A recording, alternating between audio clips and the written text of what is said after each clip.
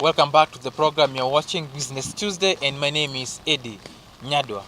Now moving on, we start all the way in Meru County where Meru Governor Kiraitu Murungi launched the Meru Youth Service initiative despite opposition from a section of the members of the county assembly.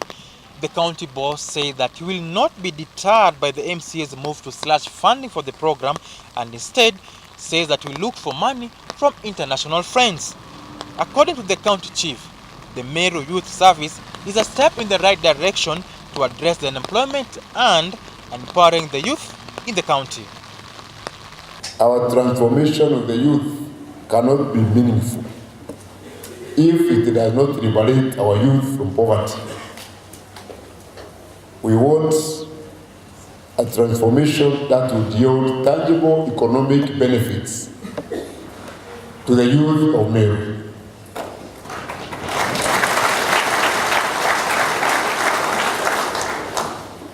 I promised I might not be a youth myself, but ideas don't get old. I promised as the governor of Meru to implement a radical program for youth empowerment and development. And that program is no other than what you are in now. It is MYS. Very simply, MYS is a program for empowerment of our youth. It is a program for liberating our youth from youth poverty.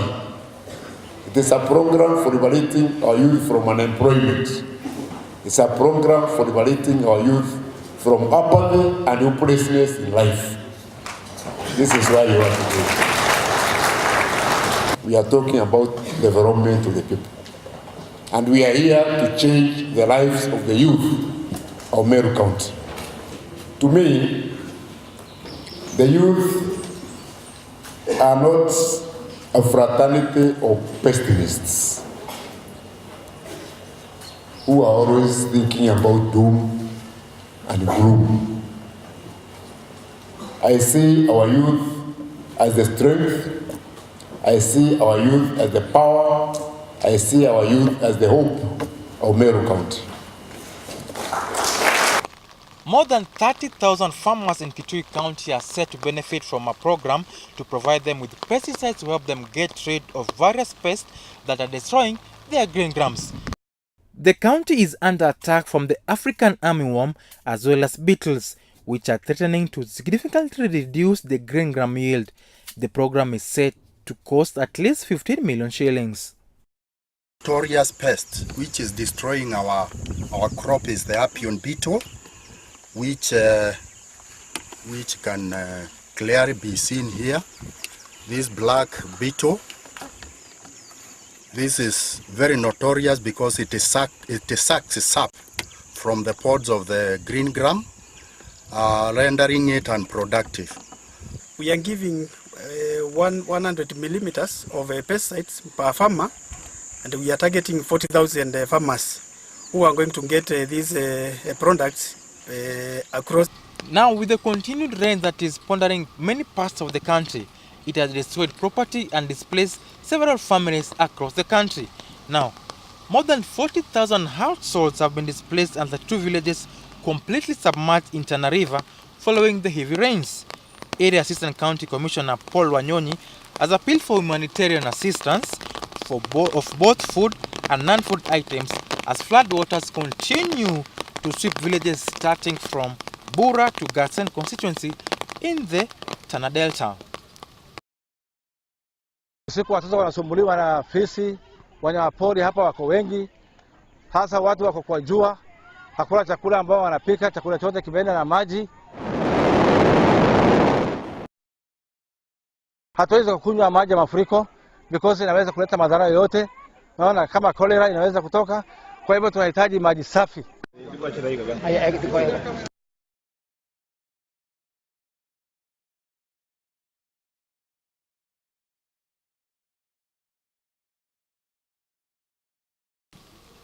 Still sticking with floods is that 32 homes have been affected by mudslides in Nunguni, Makueni County. The residents are counting losses running into millions as they brace for more rains and possibly more mudslides, hoping it won't bring more destruction.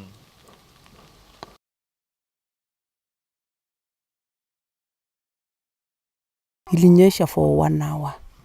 Sasa mvua kumalizika hivyo, tukaona kunaanza kuteremka kutoka juu, mchanga inakuja ikiwa mingi na inakuja na miti. Kijana alikuwa ameingia kwa nyumba kusoma, tukasikia anasema, "Mam, umesikia kitu?" Nikamwambia hapana, sisikii. Nikasikia ndu. Kijana akatokea kwa shimo, akatuambia nyumba imevunjika, shimo imeingia kubwa. Sasa na sisi tukatoka nje. Tukapata tu inaendelea mchanga unaendelea kuja mwingi. Sasa hili ilianguka leo asubuhi. Jaribu kutoa mchanga lakini maji ni mingi. Mchanga huwezi toka. Na nyumba hata saa hii tunaongea, si nyumba inaendelea na kucrack, mchanga unaendelea na kuingia ndani. Sasa sijui nifanye nini.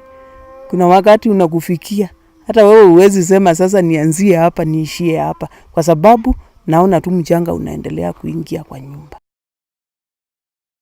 Nilisikia kitu inakuja kaa bomb. Nikasikia bu. Nikafikiria maybe ni gari imetoka juu inateremka kuja kwa mboma. Kutoka niangalie nikakuta nyumba imeingia.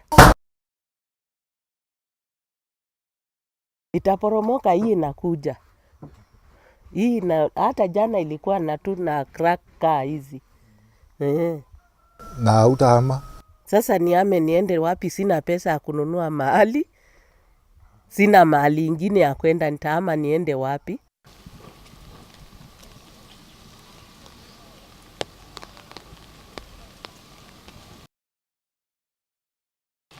Health officials in Upper Eastern region of Embu, Tharaka Nithi and Meru counties have expressed concern over increased cases of prostitution and homosexuality, saying it could reverse gains made in the fight against HIV.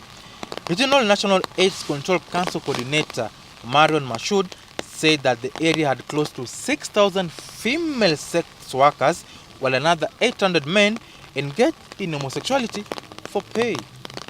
People want to adventure. Not that anything has changed in human nature, but I think human beings really like discovering. No, but that's the way I would want to put it.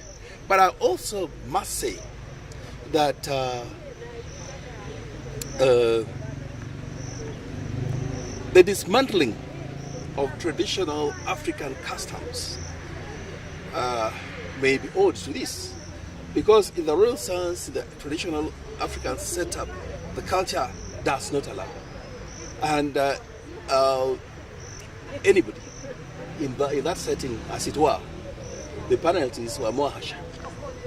It surprises me that in some other regimes elsewhere, efforts are being made to make it legalized.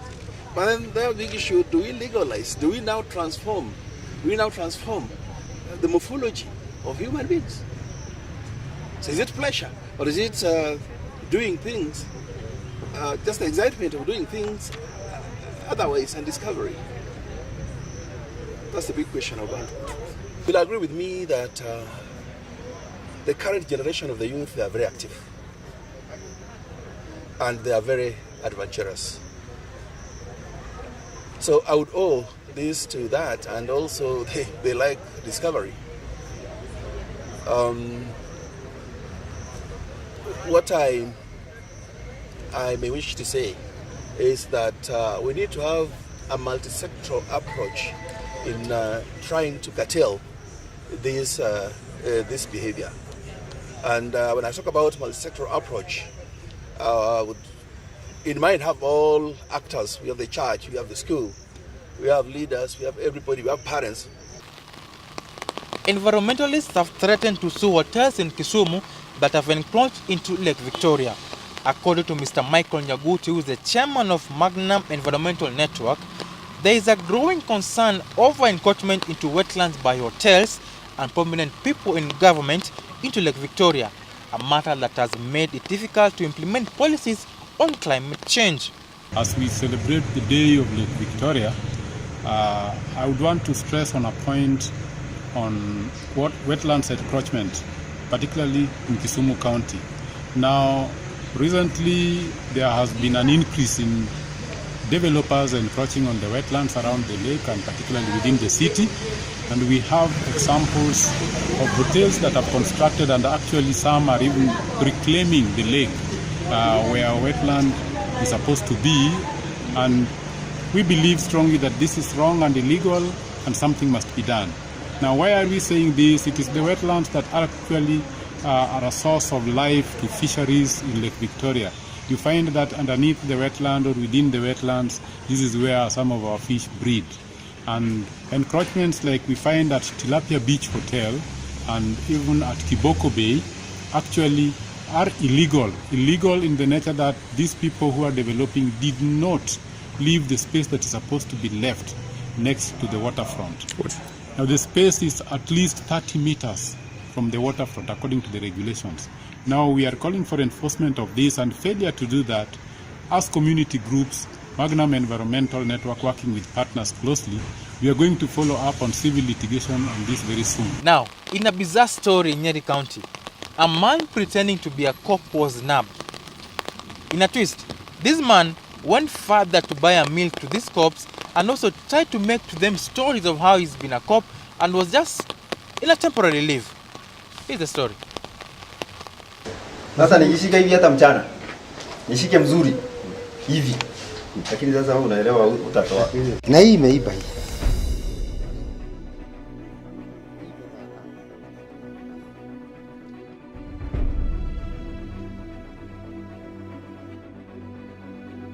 Since yesterday we had a very smart guy who purported to be a new AP police officer, and that he was on leave, and he was willing to assist officers with whatever information they wanted.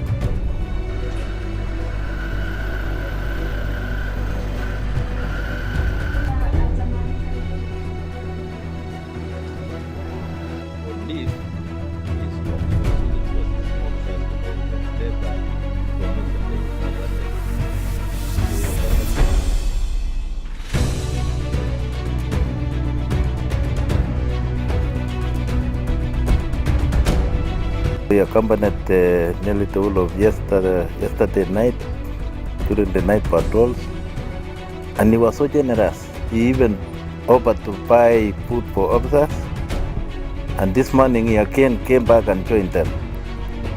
So the officers became suspicious and started interrogating him. We could not give satisfactory account as to how he was recruited or who is he in the police service. On quick search, a homemade pistol was recovered from him, and he was escorted to Kamarika police station, where he has been placed on cell and is to appear before court tomorrow. Maybe he wanted the public to see to it that he is one of the officers, so that whenever he approaches them, he will be telling them, even yesterday, did you see me patrolling with them? That is what he was, I think that was his main intention. Some good news to Western Economic Bloc is that 14 counties are now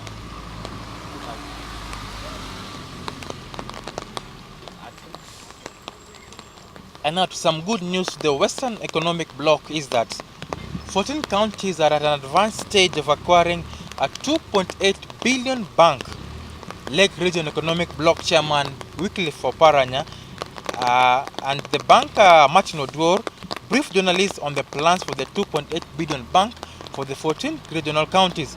Mr. Oparanya said they have put in place measures to ensure that the bank is a success.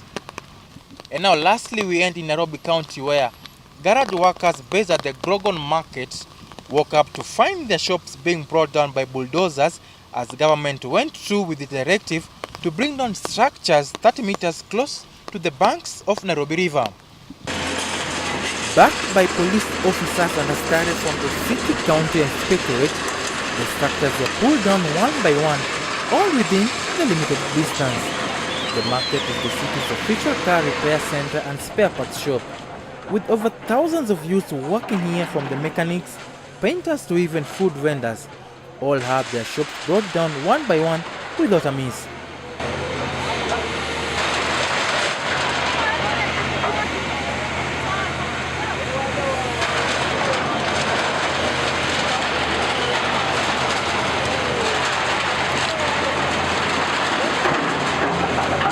Scavengers were not left behind as they made attempts to salvage what they could, as the shop, mostly made from metal, were destroyed. The government is making efforts to clean up Nairobi River and restore its former glory.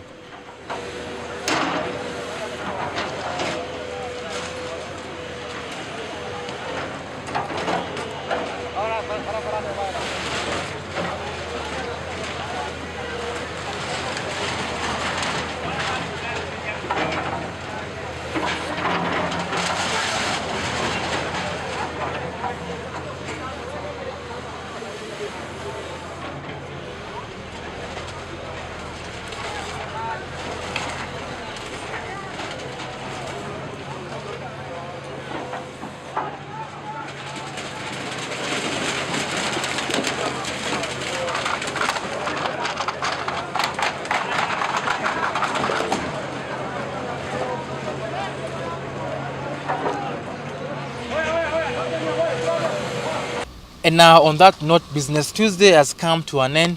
Remember, the rains are still pondering many parts of the country, and motorists are being advised not to cross bridges that are flooded, and also to use roads when it's raining. Wherever you are, I hope you are keeping warm. My name is Eddy Nyadwa, and thanks for watching.